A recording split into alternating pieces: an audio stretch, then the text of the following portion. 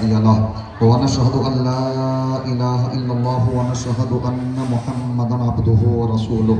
أعوذ بالله من الشيطان الرجيم. بسم الله الرحمن الرحيم. يا أيها الذين آمنوا اتقوا الله حق تقاته ولا تموتن إلا وأنتم مسلمون. يا أيها الذين آمنوا اتقوا الله وقولوا قولا سديدا يصلح لكم أعمالكم ويغفر لكم ذنوبكم ومن يطع الله ورسوله فقد فاز فوزا عظيما. قال النبي صلى الله تعالى عليه وسلم النكاح من سنتي فمن رغب عن سنتي فليس مني. صدق الله مولانا العلي العظيم وصدق رسوله النبي الأمين الكريم ونحن على ذلك لمن الشاهدين والشاكرين والحمد لله رب العالمين.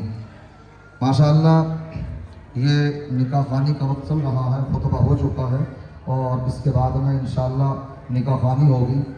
मैं अपनी तरफ से लड़के लड़की को मुबारकबाद पेश करता हूँ, उनके माँ बाप भाई बहन अजीज़ व क़रीब सबको अल्लाह तबारक व तआला इस शादी को खूब आबाद फरमाए और आने वाली ज़िंदगी में नागहानी आफातों बलियात से इन्हें हम सबको महफूज मामून फरमाए.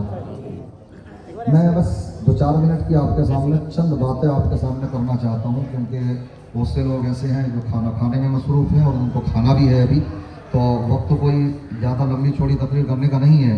मगर मैं सिर्फ एक जहन आपको देना चाहता हूँ कि देखिए माशाअल्लाह इस अंदाज़ में जो निकाह खानी हो रही है बहुत अच्छा लग रहा है और होना भी चाहिए. निकाह खानी को एक अहमियत दी जाए.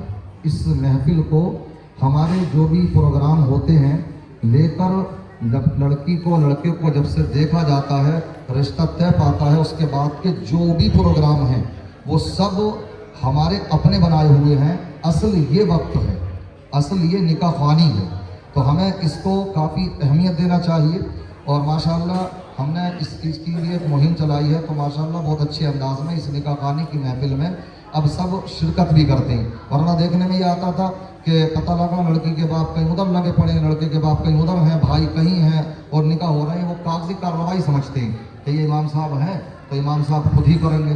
समझ रहे हैं? ठीक है, इमाम साहब ही करेंगे इस काम को, लेकिन कितना अच्छा हो कि सब इसमें गवाह बने, इस खुशियों के लम्हात के आपके हमें अपने चश्मदीद गवाह बने. तो ये लम्हात अपनी निगाहों में आप महफूज कर लें. मैं तो बारहा एक बात ही कहा करता हूँ कि कितने माँ बाप होते हैं जो ये तमन्नाएं लेकर के दुनिया से चले जाती हैं. काश हमें भी ये दिन मिले कि हमारी बेटी की शादी हो रही हो, हमारे बेटे के सर पर सेहरा सज रहा हो. तो ये तमन्नाएं सबकी पूरी नहीं होती हैं. कितने ऐसे होते हैं कि जो दुनिया से ऐसे ही चले जाते हैं. अल्लाह का लाख लाख फजल है कि आपको अल्लाह ने ये दिन दिखाया है, तो इसको इसी अंदाज में हमें इसको अहमियत के साथ में यहाँ पर बैठना चाहिए. दूसरी बात, शादियों के मामलात में बहुत चीज़ें बहुत गड़बड़ हो रही हैं. हमारे यहाँ पर काफ़ी कंट्रोल किया है, ख़ासकर आतिशबाजी को लेकर, डीजे बाजे इस तरह के. माशाअल्लाह मैं दोनों फैमिलियों को उसे जानता हूँ और आशना हूँ, तो मैं इस बात को कह सकता हूँ कि ये फैमिली ऐसी नहीं है. और बाकी हमारे उलमाए अहले सुन्नत ने हल्द्वानी के इस बात पर बड़ी मजबूती से कंट्रोल भी किया है और लोगों ने उसमें हमारा साथ भी दिया है कि इसको बिल्कुल बैन कर दिया गया है. तो इसको बैन ही रहने दें, इसलिए इसी में हमारी आफियत है. वरना आए दिन ये होता था जब शादियाँ होती थी, तो जब शादियाँ होती थी जहाँ खुशी का मौका होता तो वहाँ खुशी चंद मिनटों में गम में तब्दील हो जाती थी. अभी आपने इराक का एक वीडियो देखा हो, मेरे बड़ा दिल दहला देने वाला, कि जब सब दुल्हा दुल्हन लड़के लड़की वाले सब के सब खुशी में मस्त थे, ऐसी ही में एक आतिशबाजी होते हुए एक चिंगारी ही तो आकर के लगी थी, जिस चिंगारी की बुनियाद पर वहाँ पर मातम गदा बन गया 2 मिनट में. समझ रहे हैं? वो मैरिज हाल फिर मैरिज हाल नहीं रहा, सैकड़ों से ज़्यादा वहाँ पर मौतें हो गई. तो हमें ये सोचना चाहिए हम एक सुन्नत अदा करने के लिए जा रहे हैं, ऐसा ना हो कि हम सुन्नत अदा कर रहे हों और अल्लाह और उसके रसूल हमसे नाराज़ हो जाएं. इसलिए हमने देखा सुना है बहुत से लोगों को कि अब तो पटाखों की भी पेटी आती है और हज़ारों रुपए की 10-20 हज़ार रुपए की, और जब तक उनमें आग लग नहीं जाती है कोई मजाल नहीं, कोई ताकत नहीं कि उनको बीच में कोई रोक भी ले. इसलिए हमें इन तमाम खुराफातों से बचना चाहिए. मुसलमान हैं तो ये लगना चाहिए कि ये मुसलमानों की शादियाँ हो रही है, वरना फिर हमारे और गैरों के फंक्शन में फिर अंतर और फ़र्क ही क्या रहेगा.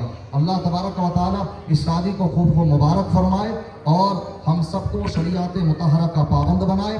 और मेरी तरफ से नसीहत समझ लीजिए आप कि लड़के लड़की को इस बात को समझना चाहिए, जो कार्ड पर हम लिखते हैं शादी खाना आबादी ये तभी सही तरीके से शादी खाना आबादी बनेगी जबकि हम इसके पूरे तरीकों को भी पूरा करें। मिसाल के तौर पर लड़का है तो वो लड़की के हुकूक अदा करे, लड़की है वो शोहर के हुकूक अदा करे।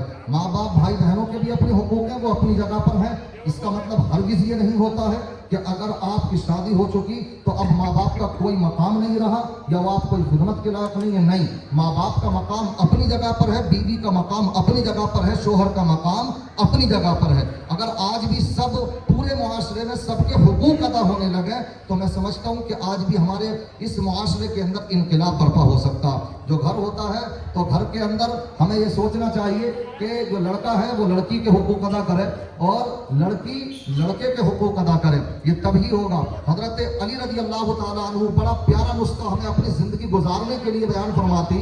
हजरत अली बयान फरमाती, किसी भी इंसान के अंदर कोई नफरत भी हो सकती है, बहुत सी किसी भी इंसान के अंदर कुछ खसलतें ऐसी भी हो सकती हैं कि जो खसलतें आपके मुवाफिक ना आती हों, मगर आप ये देखिए कोई भी है, मिसाल के तौर पर इस वक्त में मेरे टारगेट पर दूल्हा दुल्हन ही है, समझ रहे हैं, तो इसलिए जो है मैं इनसे ही मुखातब होऊंगा कि लड़के के दिमाग में अगर अपनी बीवी के ताल्लुक से, और जितने भी कुआरे हजरात बैठे वो भी अपने गौर से सुने, समझ रहे हैं, इसको ये ना समझ रहे हैं कि ये जो है शादी ऐसी हल्के में हो जाती है। क्योंकि हम तो पढ़ाते रहते ही निकाह, तो हमने ऐसा भी देखा कि जब हमने कहा कि कलमा सुनाइए तो उछल गए, कूद गए कि मैं, तो मैंने कहा और कि मेरा निकाह थोड़ी हो रहा है भाई, बात समझ में आ रही है। तो ये भी होता है, थोड़ी तैयारी के साथ भी आया करे। इस मौके पर ये नहीं कि पता लगा कि इमाम साहब ने जब कलमा पढ़ाने की बात करी तो सिट्टी पिट्टी गुम हो गई, समझ रहे हैं, तो ऐसा होता। अच्छा, इमाम है, समझ रहे, आलिम होता, ता मर्द सुखन न गुफ्ता बाशद है वो हुन्नस न गुफ्ता बात। ये जबान है जब तक क्या है बंद रहेगी तभी तक क्या है, कहते हैं ना, ये मुट्ठी है जब तक क्या है बंद है, लाख की है और खुलते ही खाक की है। अगर हुनर है तो ये करोड़ों की भी हो सकती है, समझ रहे। तो जैसे ही बोले तो पता तो लग जाता है, इमाम तो लगा ही लेते हैं पता, ये कुरान भी पढ़े हुए हैं या नहीं, बात समझ में आ रही है नहीं। तो इसलिए तैयारी के साथ आया करें। ये हमारी जिम्मेदारी बनती है कि हम बड़े बड़े फंक्शन करते हैं, समझ रहे हैं, तो इन मौक़ों पर ये उलमा को बुलाकर, मैं आज नहीं, अब तो ये टाइम नहीं है, इससे पहले भी प्रोग्राम होते हैं हमारे यहाँ, उन प्रोग्रामों में आप जलसे का प्रोग्राम रख सकते हैं, उलमा को बुला सकते हैं, वो बताएंगे कि निकाह में कितने फराइज हैं। मैं आज शायद आपसे पूछने लगूँ यहाँ पर, हालांकि हमारा ये बैठे हुए मारूफ भाई उन्होंने बड़े सवालात किए हैं, यूट्यूबर साहब माशाल्लाह हमारी हरदादी का नाम रोशन कर रही है, तो उससे एक निचोड़ तो निकल करके आया। हमने ये देखा कि इन्होंने कलमे तक पूछे तो लोगों के कलमे तक याद नहीं थे, किसी से तर्जमा पूछा तो तर्जमा तक याद नहीं था, समझ रहे हैं। तो इससे एक क्रीम तो निकल कर गई कि हमारा मुआशरा किस लेवल का हो चुका। इसलिए जब निकाह करने के लिए चले तो ये याद होना चाहिए आपको कि निकाह में फराइज कितने हैं, वाजिबात कितने हैं। वो नहीं जो दादी अम्मा ने कह दिया कि जब तक अंगूठी नहीं पहनेगी जब तक इजनी लेने की इजाजत नहीं दी जा रही है। इमाम साहब खड़े, क्या हो गया, अरे वो अभी अंगूठी नहीं पहनी है लड़की ने, अरे अगर नहीं पहनी है अंगूठी तो क्या हो गया, निकाह नहीं हो सकता है, निकाह तो हो सकता है ना। तो वो वाले शराइत की बात नहीं कर रहे हैं जो हमारी दादी अम्मी लगाती हैं फतवे, समझ रहे, और वो जो कहती हैं कि ना ये भी होना चाहिए, ये भी होना चाहिए। हमारी तकरीर तो ऐसा लगता है कि सब हवाई हो रही हैं। इसलिए शराइत हमें मालूम होना चाहिए।